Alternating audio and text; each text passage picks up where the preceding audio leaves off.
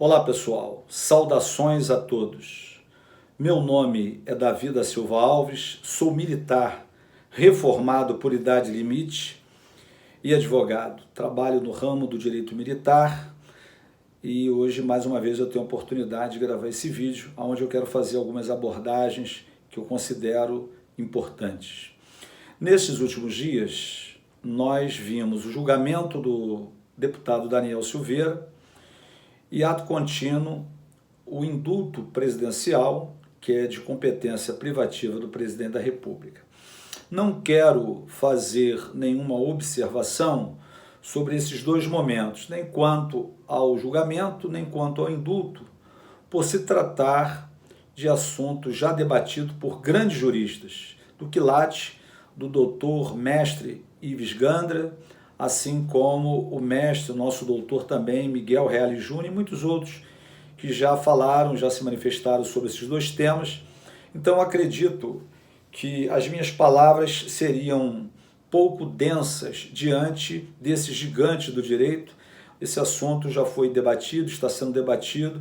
Eu acredito que existem melhores vozes do que a minha e eu quero me ater ao fato específico da Lei 13.954, fazendo uma alusão do ânimos do presidente da República em indultar o Daniel Silveira, o deputado Daniel Silveira. Por que me chamou a atenção? Senhores e senhor presidente, ser presidente da República não é fácil. Eu tenho lido a história de todos os presidentes do Brasil, desde Marechal Deodoro da Fonseca, Floriano Peixoto, Prudente de Moraes, Afonso Pena, Rodrigues Alves e chegando até o presidente Jair Bolsonaro. Tiveram vidas muito sofridas e quando nós olhamos a vida dos presidentes, às vezes quem está de fora pensa que é fácil, mas quem está sentado nessa cadeira é muito difícil, sabe que é difícil. Então, em primeiro lugar, a minha deferência ao presidente. Não estou aqui para afrontá-lo, mas também não estou aqui para me posicionar de forma subserviente. Eu sou advogado, sou um homem comprometido com a justiça e com o direito. E sobre o que eu vi essa semana, eu quero fazer algumas alusões dentro do assunto que tenho me posicionado, me ocupado em estudar e pesquisar, que é a Lei 13.954. Primeiramente, eu queria fazer um resgate histórico do ano de 2019. O ano de 2019 foi um ano extremamente importante para o que nós chamamos de Previdência. Nós tivemos alteração no regime geral da Previdência. E essas alterações ocorreram através da emenda constitucional número 103. Então percebe-se que o regime jurídico da Previdência foi alterado por uma emenda constitucional, onde tem que ter aprovação na Câmara, no Senado, em 2 turnos, e ter a maioria de votos, 3/5 dos parlamentares, para que a emenda constitucional, ou seja, aquele texto que vai alterar, o legislador reformador vai alterar a Constituição, exige essa forma prevista na Constituição. Neste mesmo ano de 2019, não aconteceu uma emenda constitucional alterando a emenda constitucional número 18, revogando. Não. A emenda constitucional número 18, que deu um tratamento especial aos militares das Forças Armadas, está em vigor. O que ocorreu foi uma lei de alteração que trouxe a medida provisória 2.215, o Estatuto dos Militares, Lei 6.880, o Decreto 4.307 e outras leis que versam sobre o ex-combatente e outras legislações correlatas. Mas não houve alteração no regime jurídico. O regime jurídico é o mesmo. Mas, para nossa surpresa, essa lei deu um tratamento aos militares da ativa e outro tratamento os militares da reserva. Mas a grande questão é que alguns círculos da reserva não foram prejudicados. E outros círculos, e não somente as praças, Mas nós tivemos oficiais intermediários, oficiais subalternos e até alguns oficiais superiores que foram prejudicados. E, presidente, eu leio as legislações que versam sobre remuneração dos militares desde o Império. Eu vim acompanhando a leitura das legislações e percebi que a Lei 13.954 é a pior lei, é a lei mais incongruente, mais contraditória que ocorreu. Se nós pegarmos as legislações já que existiam dentro do Exército em 2012, 2013, 2015, nós veremos que as portarias produziram disparidade entre oficiais auxiliares do Exército e oficiais auxiliares da Marinha e da Aeronáutica, mestre de música do Exército com mestres de música da Marinha e da Aeronáutica. Isso já acontecia. E veio a acontecer outras discrepâncias com a Lei 13.954. Ou seja, uma lei que diz que reestrutura a carreira dos militares, mas na prática trouxe uma confusão. Se hoje, presidente, nós pegarmos os contra-cheques dos militares, não tem uma padronização. O senhor vai ver segundo sargento ganhando mais do que primeiro sargento. O senhor verá tenente do Exército ganhando mais do que tenente da Marinha. O senhor verá tenente ganhando mais do que capitão. O senhor vai ver um capitão de corveta, um capitão de fragata, ganhando um adicional de habilitação menor do que um tenente auxiliar do Exército. Ou seja, totalmente discrepante.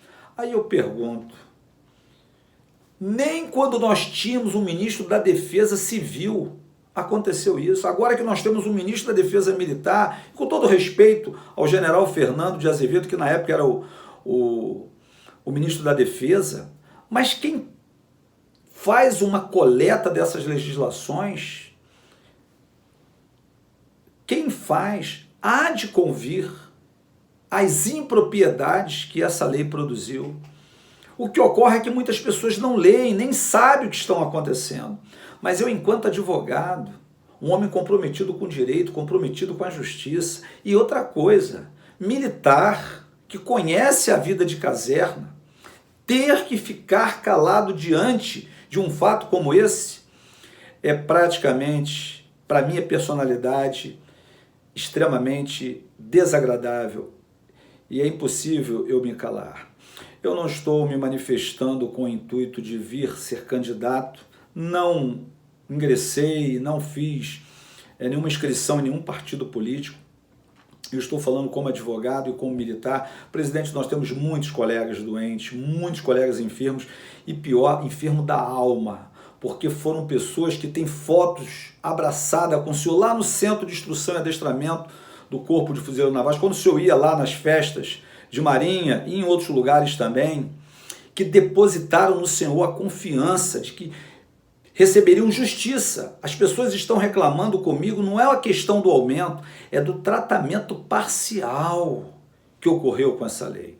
E aí a gente vê um julgamento no STF, no outro dia o senhor assina um indulto presidencial, um ânimos que causa espécie. O interesse é bondade ou é interesse político? Seja bondade, seja interesse político, é competência do senhor. Eu respeito. Agora eu gostaria que o senhor tivesse esse mesmo ânimos para resolver o problema da Lei 13.954. Eu tenho falado de forma genérica, mas eu posso sentar e mostrar as impropriedades do soldado até o oficial que tem acontecido. Presidente, finalizando as minhas palavras, o senhor tem muitos religiosos do lado do senhor, evangélicos, católicos, que conhecem a palavra de Deus. Abra a Bíblia em 2 Samuel, capítulo 9, o senhor verá o que aconteceu, o resultado de uma aliança. O rei Davi havia feito uma aliança com Jonatas, que na falta de um, o outro tomaria conta da família do remanescente. Jonatas veio falecer primeiro. Davi já estava rei de Israel e fez uma pergunta aos seus assessores: a quem mais da casa de Saul falta para que eu faça o bem por amor a Jonatas. E alguém disse assim, ó, tem um homem, filho dele, chamado Mefibosete.